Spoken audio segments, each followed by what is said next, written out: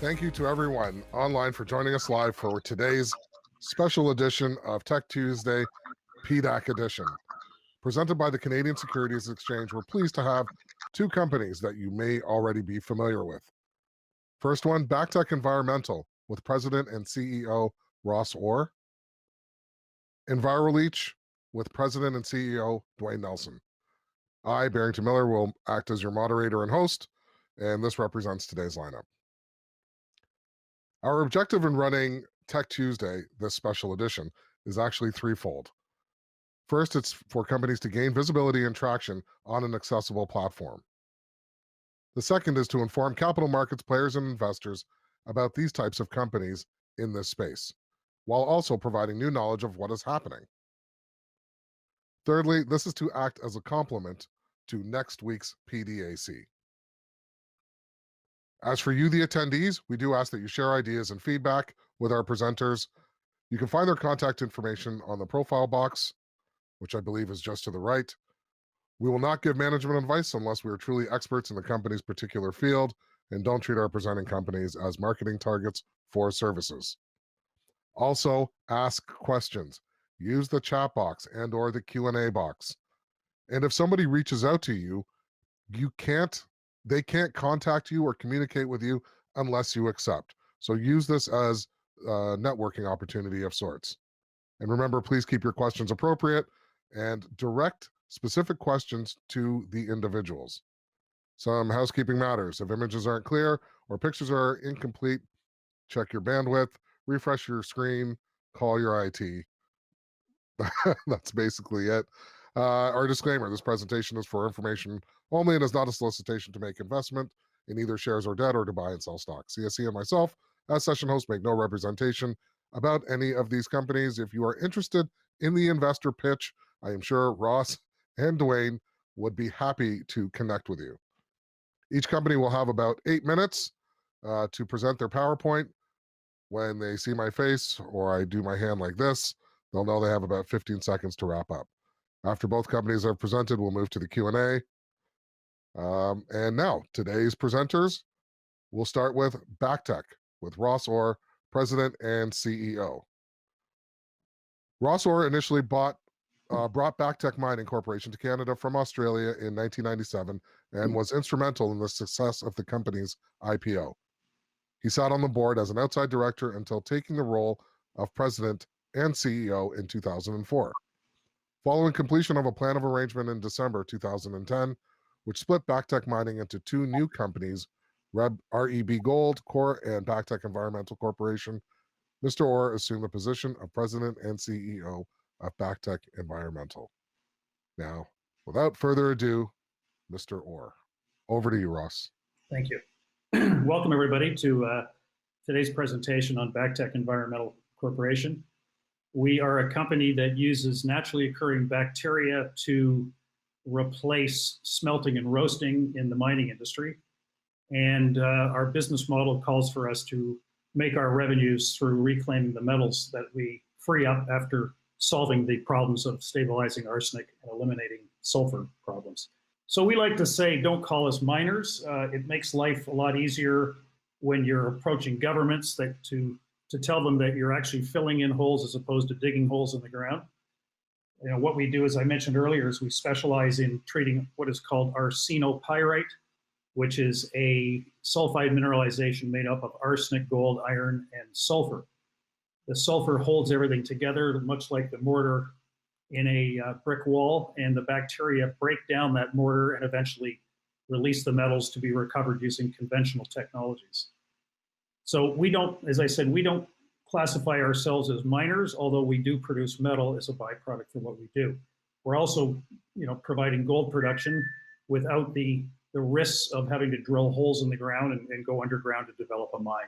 So commercial recovery of metals from arsenopyrite, we discussed that already. The technology is called BacOx. It was patented at one time, it is not anymore. But we have all the know-how and in-house capability to design plants to meet the demands of particular types of ores in different parts of the world. And of course, we provide, in the case of tailings, we provide an answer by removing the sulfides from the tailings that cause acid rock drainage over time. This is a schematic of what the technology looks like. The plant that we're going to be building in Ecuador, of course, will skip the milling and flotation stage. That'll be done by the miners themselves.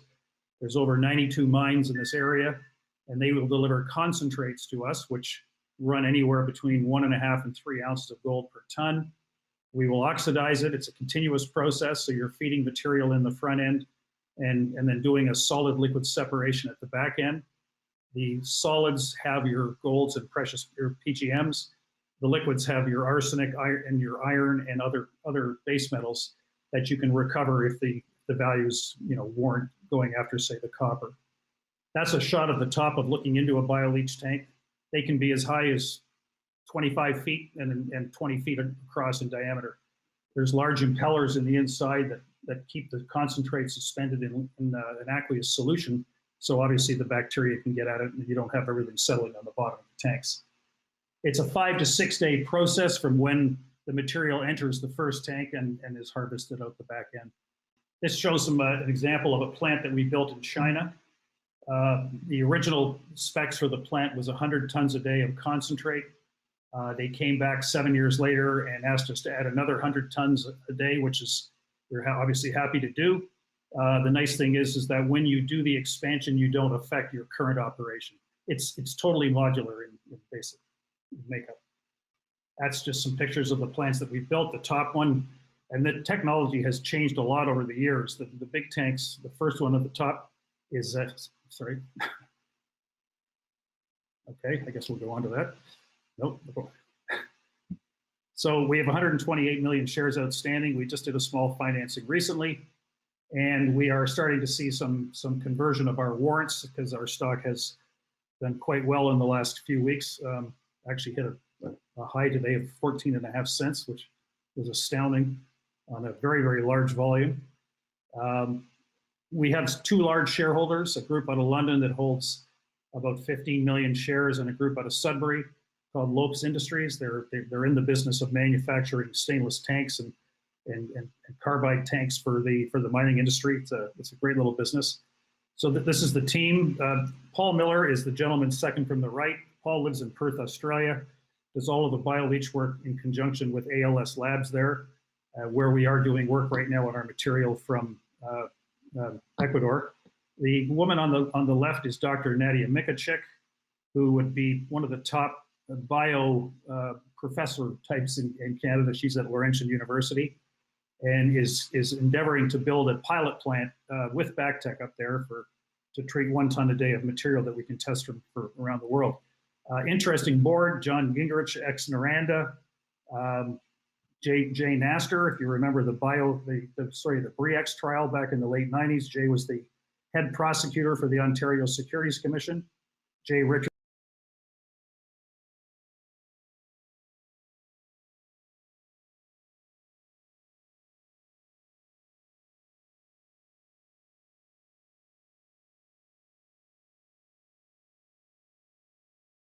This is probably 300 tons a day of processing ore. Like Peru, you stay below a certain amount of tonnage per day to keep your status as a small miner. That would be one of the bigger plants in the area. They go down as small as, I'm sure, a couple, like that's 5 to 10 tons a day as well. So what we're trying to do here is we were introduced to this idea that the miners in the area who produce arsenopyrite almost exclusively, and we're talking arsenic with more than 10%, up to 20% arsenic in concentrates. So they're producing a product that nobody wants. So the Asian buyers come along and offer 60 to 65 cents on the dollar, and off goes the stuff to China for probably burning, but I can't prove that. And so what we're proposing to do is to build a BioLeach circuit in the town of Ponce Enriquez and become the processor of choice for all the material that comes out of that area. And we fully expect the 50-ton-a-day plant to grow in size because we firmly believe that if we build it, they will come. So this shows you where Machala and Ponce Enriquez are. It's on the west coast. It's in the lowlands. The mines sit 500 to 1,000 meters above sea level in the Andes, but everything will be conducted down on the coastal plain. The next picture shows the mining sacks that go to China. Those are 1-ton sacks, and as I said, they grade anywhere from 1.5 to 3 ounces per ton and 10 to 20% arsenic. Sometimes you get some silver and sometimes you get some copper too from the energite. The next picture just shows some of the technology they use in the area. That's a Chilean mill, which effectively is a shag carpet that water is and material is poured over, and the denser gold is trapped into the rug, and then they just wash the rug. It's quite simple. And on the right, there are a lot of tailings, obviously, in the area, built precariously high in the Andes, waiting. It's a disaster waiting to happen. So we think the next phase of our project will be to address the tailings situation. So we're going to provide local processing, as I mentioned, employment, taxes, remediation, and of course, higher prices. The local miners are not happy dealing with the Asian buyers. They have no say in really anything. It's take it or leave it, because there aren't any buyers out there for arsenopyrite with that kind of arsenic in it. There has been a rumor going around that China might limit the amount of arsenic you can import, much like they did in the copper industry, but so far that hasn't materialized. But if it does, these people are really up the creek without a paddle. So, so we're committed to promoting in-country processing, and if it arises, importing material from Peru or from Colombia, which dovetails into our tailings project that we're looking at there as well. We're going to have to wrap up soon, Ross. Okay, sorry. So we're effectively right now we're shipping we ship material to Australia. We're doing bioleaching. We'll have initial results out by the end of March, and then the final report will be done by May. I just want to keep going to the next slide. Next slide. Next slide. There we go. So just finally, we are investigating a tailings project in Colombia that was brought to our attention. No, those grades do not have the decimal point in the wrong spot. It is what was portrayed was 17 grams of gold, 34 grams of platinum. I said we need a third-party validation on that, which we will do once we can get back into the country, which right now is very difficult to do because of COVID. And I'll sign off there. Thanks. Well, thank you so much, Ross. We really appreciate it, and we appreciate your continued listening and support on the CSE. Speaking of continued support, if you go to our audience members, there are at least 5 CSE staff members covering from one side of the country to the other. I believe we have Scott Pritchard, Montreal, Anil Mall, Vancouver, Phil Shum, Toronto, Rob Cook, Toronto, and of course, the one, the only, Mr. Mark Francis, representing the Alberta region. As well, I think I saw a few of our service providers, most notably MNP, in the audience. Again, I encourage you to reach out, ask questions, especially as we have PDAC coming, and next week we have our really, really big investor 2-minute pitch presentation. Now, moving right along. Next up, we have Duane Nelson, President and CEO of EnviroLeach. Mr. Nelson has founded a number of successful companies. Most recently, he was the CEO and co-founder of Silvermex Resources, Inc., a past TSX-listed gold and silver producer. Mr. Nelson is a member of the board of directors of Group 11 Technologies and NGO Sustainability in consultative status with the United Nations Economic and Social Council. I hope I don't have to say that 10 times fast. Duane, take it away. Okay, thanks everybody. I do apologize for that. Let me get back to the presentation here. Thanks again. EnviroLeach Technologies, we started this company about 4 years ago.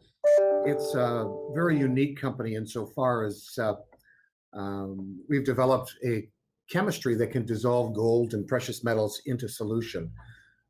It was originally designed as an alternative to the cyanidation of typical or conventional gold mining, where we can replace cyanide with a environmentally friendly and sustainable alternative. The solution itself is rather benign. It's made of 5 different FDA-approved ingredients. You can actually drink the formula. We've actually had goldfish swimming in it while it's dissolving gold. We've done, it's been 4 years in the making. We've invested about $25 million in research and development. Independent studies done by a lot of the major labs across North America indicate that the recoveries actually are better than cyanide. Where the last test that SGS did for us, and by the way, I can't get my presentation to work, so sorry about that. No problem. Duane, I'm jumping in. If you need your slides advanced, just say next slide. Oh, yeah, next, please, yeah. And as I was saying, it's been tested by a number of independent bodies that show that, and I was saying the last test we did, we had 96% recovery on some ore that was done by SGS, and that matched cyanide. The difference with cyanide took 36 hours, ours took 6 hours, so significant. So one of the other areas that we're working on is we've been working on the e-waste sector. And in e-waste, we're only interested in one thing, and that's the printed circuit boards. I'm actually at the plant. We have a large e-waste processing facility in Vancouver. I'm working at the plant here today. So the printed circuit boards that we're running the low grades range anywhere from 20 grams per ton, almost an ounce of gold per ton, as high as 2,400 grams per ton. And so we bring in the printed circuit boards, we grind them, we extract the metals from them in both the mechanical and hydrometallurgical process to extract not only the gold, but silver, palladium, copper as well. On the gold mining sector, we've done numerous bulk studies and bulk sampling for some of the major gold producers here. Last year we completed a 4-ton test of high-grade gravity concentrates that ran 2,500 grams of gold per ton. We exceeded the same test used by cyanide, and overall over 97% recovery across the board within 6 hours on that material. So the leaching efficacy, the recoveries, and the speed are more superior than anything that's available today. And also, a lot of the gold mining companies in the world are also using smelters to process their concentrate, and our process allows them to process those materials on site. Key business drivers, I mentioned before, we go after the gold mining sector as well as the e-waste sector. Both of them combined are over $200 billion in annual revenue. Our process is patented. We have 2 patents pending, or 2 patents issued, 1 patent pending, and a number of other trade secrets as well. And this is the only cost-effective and sustainable alternative to the use of cyanide and smelters for conventional gold recoveries. Like I said, it's inexpensive, it's fast, and it works. It is proven. And there is no wastewater. All of our process is self-contained and recycled and reused over and over again. So here's printed circuit board supply. Globally, we're looking at over 3 million tons per year of just scrap printed circuit boards. North America is 642,000 tons per year. They're worth, as I mentioned before, over $12 billion a year in recycled printed circuit boards. The value of the PCBAs range anywhere from $700 a ton to $64,000 a ton. So how do we make money? Well, we buy these printed circuit boards at significant discounts to value, of course. We just brought in a test from a group out of Dubai. We have 40 tons in the plant right now. And so we purchase them, we extract the metals, we sell the metals. And the margins are quite healthy. This is the process. So again, we grind the circuit boards, we extract a very rich concentrate, and we pour pure gold. Economic advantages, well, for us, on the e-waste side, we pay or match the best prices that these recyclers are getting worldwide. We offer a competitive advantage in a domestic solution, and our assays tend to be much more accurate because of the type of processing we're doing. This is our growth plan for the printed circuit board facilities. Our pilot plant here is finished. It's up and running. It'll run about 120 tons a month right now, and we're looking at expanding to another plant here for 500 tons a month, and then 3 more coming online over the next 5 years. So this gives you an idea of the breakdowns. Total revenue, less cost of sales are about 40%, leaves gross profits of 60%. Operating costs of 40% leaves us with about a 20% margins. So the gold mining sector, this was the one that drew us into this this business in the first place, simply because cyanide had been around since 1887, and there's really been no significant new innovation in the mining sector since then. And this used to be called the Holy Grail. If you could find something that could replace cyanide across the board, and we have done it. And we are just now starting to enter into some bulk testing contracts with other mining companies. As I said, we've done a few. We're looking at both, for this is primary gold production versus the e-waste recycling, which we would call secondary production. So this really reduces the environmental footprint of gold mining. It helps them satisfy their ESG needs. It has a very broad applicability spectrum. Our solution actually works in high copper content as well. So it is a cost-effective solution for arsenopyrite or copper-based ores or concentrates. And we're also working with Group 11 on in situ recovery, which is the injection of the solution into fractured ores underground in order to extract the gold. And that we see as the future of gold mining. Economic advantages, low CapEx and OpEx. It unlocks the value of a lot of the small deposits that are out there, reduces permitting process considerably, and allows the gold miners to actually pour gold on site rather than shipping it out to the smelters. It has a low environmental impact, low water consumption. It's safe to use, reduced CO2 emissions, of course, and the solution is recyclable, so we don't need tailings ponds. So we reuse it over and over and over again. So this is a comparison to cyanide, and here's that report I showed you. Cyanide got 96% recovery in 32 hours. Ours got 96% recovery in just 5 hours. So it really, really is a very, very high efficacy.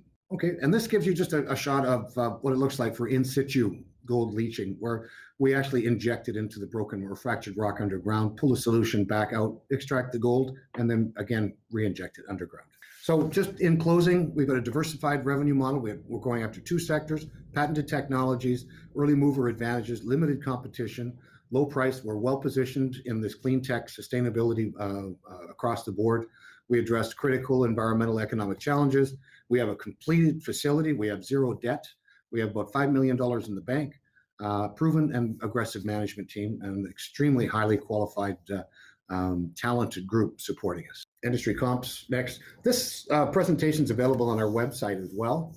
If somebody wants to go there, they can have a look at it or download it at their convenience. And that's it. Thank you very much.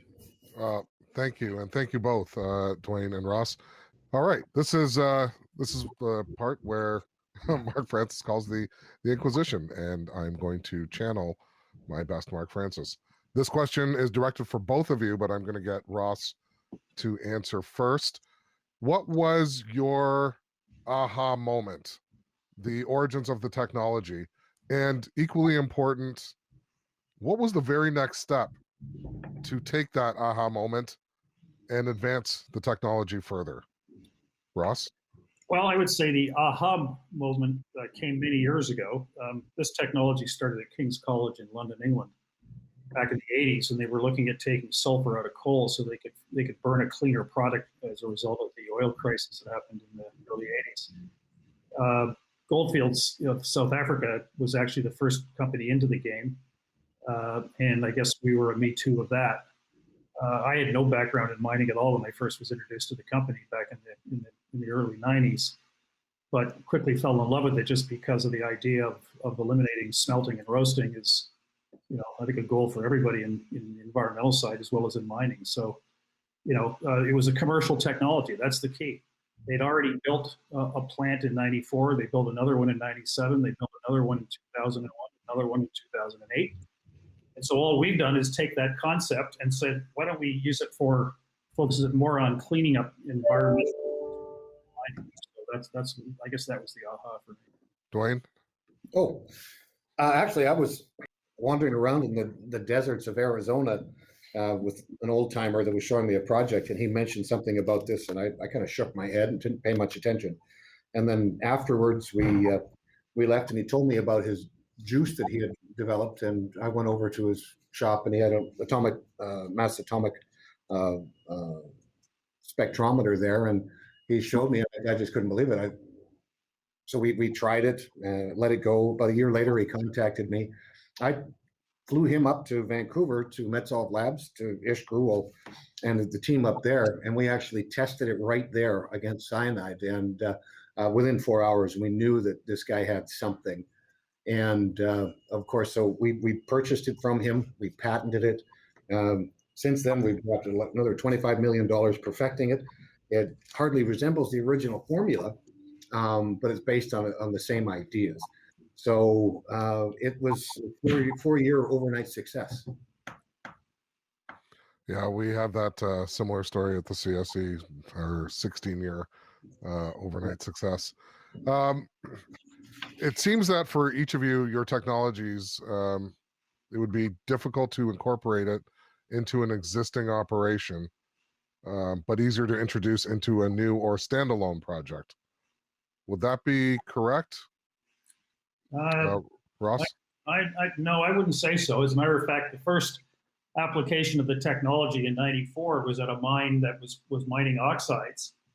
And as they started going into the transition ore, into the sulfides, of course, the recoveries dropped off dramatically. So all they did was just put a BioLeach circuit in between and started processing concentrates using BioLeaching to liberate the gold. So, it's great at extending the life of projects where you've run out of conventional material and you're now getting into the tricky stuff. So I'm not trying to be difficult, but I would say no, that's not correct. No, we want difficult on this show. This is we don't shy away from it. Duane. Well, hey, I agree with Ross. If you've got an existing mine that's producing concentrate and they're shipping it to a smelter, it's a tremendous opportunity.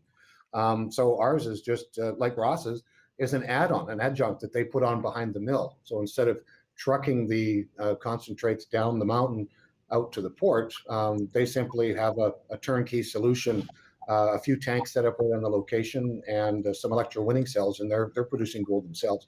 Now, ours doesn't remove some of the other deleterious minerals like Ross's does.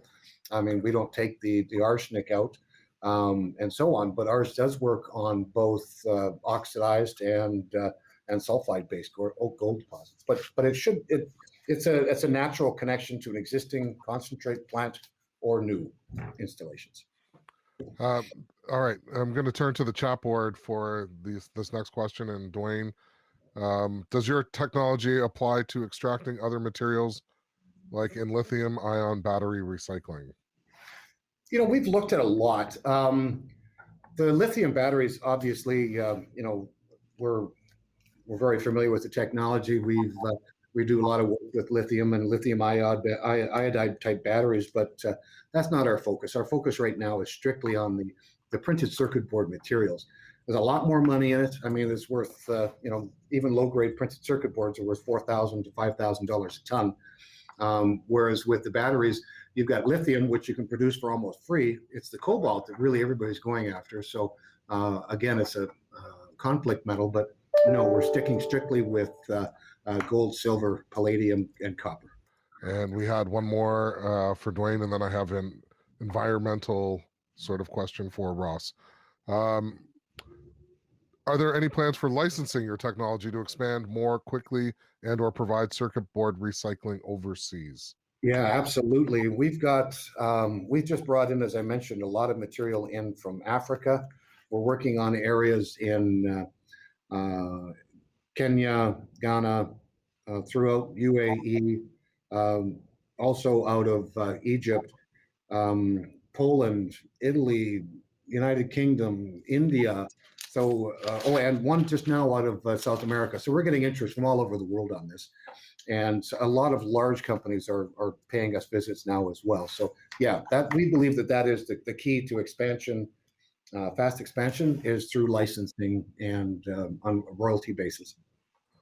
Ross, we recently had the privilege of running a show called Plant Protein, the New Age of Food. And one of the segments talked about, we're going greener, but you're actually doing more harm by going greener. So I'm sort of going to delve into that. Does your technology require more electrical energy than the current technologies in use, or different forms of energy? No, I would say that if anything, for us, it all comes back to the question of mining in general. There's 21 metals in here that are mined out of the ground, and no one's going to go without cell phones. No one's going to go without cars. So if we have to mine, if this is what we're going to do, then let's just try and do it as cleanly as possible. And that's what we live for. You know, we use a lot of power in our process, but in Ecuador, it's all hydro generated. It's already built. It's in place. So that is probably our biggest expense is power. And so because we're doing everything in tanks as well, we don't spill anything into nature. We reprocess the water that we use in the system. So, you know, but yes, it's true. I mean, building batteries is actually environmental because of all different things you have to do to build a battery. You know. Okay. That answer the question, or? Yeah, no, it's it does. Duane, what about you? No, ours actually saves tremendous amounts of energy. You look at the smelters, most smelters in the world are ran off of electricity, and the Chinese smelters and most of the smelters in Japan are all coal-based. So just massive amounts of CO2 emissions just from generating the heat, never mind burning the printed circuit board. So no, I would say ours is the most environmentally friendly solution out there. I mean, my God, we've ran hundreds and hundreds of tons here and not a drop has gone down the drain. There's no air emissions. There's no water emissions. We recycle everything, even our rinse water. Just like Ross said, our rinse water is even recycled. So no, I think that these are both much better processes than the existing smelting alternatives. Ross, concerns about IP and IP theft. Do you have it? What are you doing to ensure it? How do you protect it?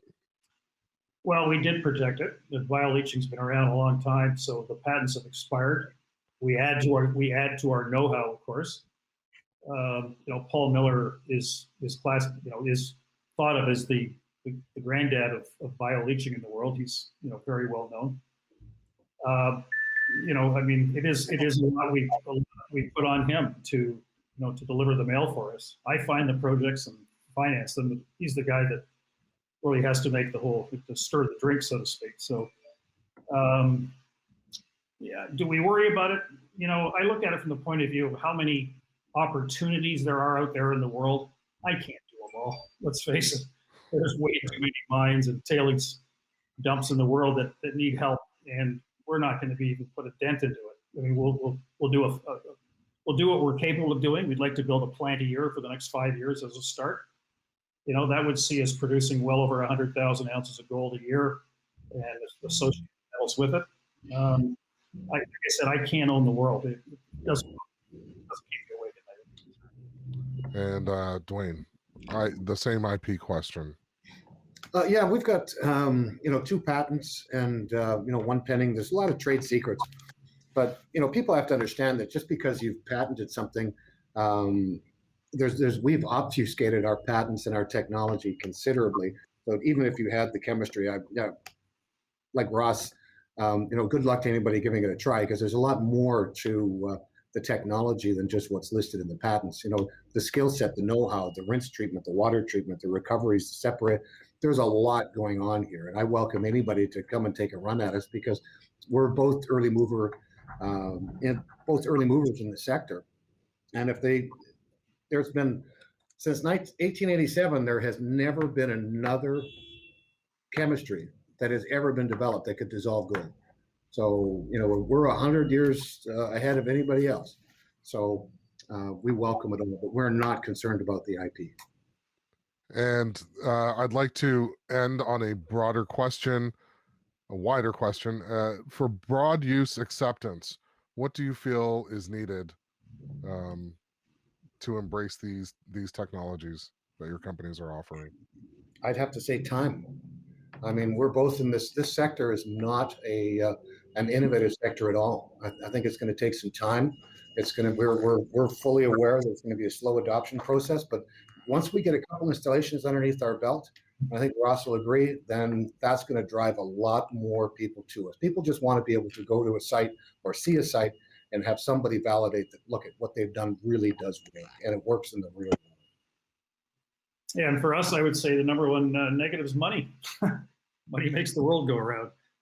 And it's been a tough sell.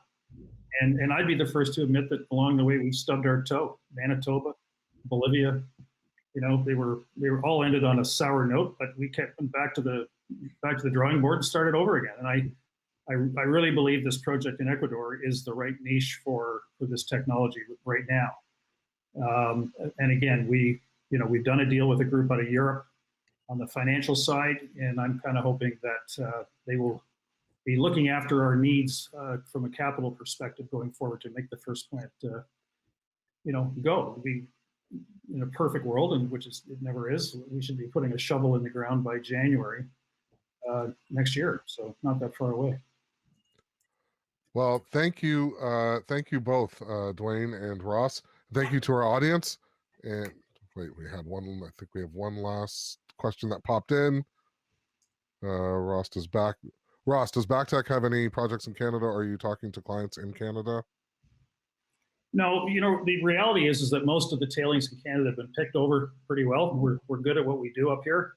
So the tailings tend to be rather barren, except for the disaster up in Yellowknife that the government's committed to spending $1 billion of our tax money on for no reason. That's another tangent. So the answer is no. South America, we've made a hell of a mess down there, and there's a lot of work for us to do down there. Well, thank you, and thank you both for answering questions. Not only my questions on behalf of Mark Francis, but also questions in the chat. And so, thank you to our audience, Mr. Orr from BacTech and Mr. Nelson from EnviroLeach, as well. Thank you to Grace. She's behind the scenes and making this all connect and move about smoothly. May you have continued success in expanding your businesses. Thank you to our attendees for your time today. Go to these company websites. I know they're posted in the chat, and learn more about these companies. If you have a lead for them, connect. If you have cash for them, decide. Come back next week for our regularly scheduled Tech Tuesday with our very own Mark Francis. As well, check out www.thecse.com, CSE_TV on YouTube, as well as all your social media channels. If you want to stay up to date, make sure you subscribe, hit the likes, let us know for this type of content and any more content, write it. Thanks, Brendan.